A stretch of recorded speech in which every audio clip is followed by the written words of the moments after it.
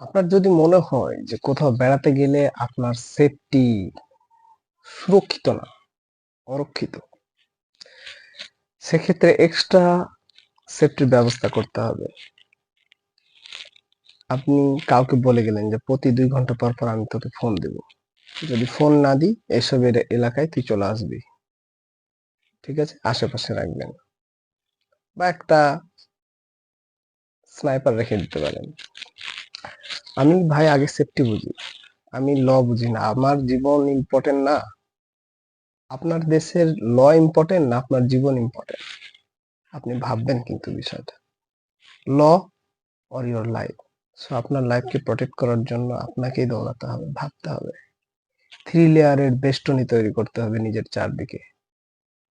কেউ গায়ে হাত দেওয়ার আগেই যেন সে বিদায় নেয়। কারণ আমার এই চ্যানেলটি ভ্রমণ প্রিয়দের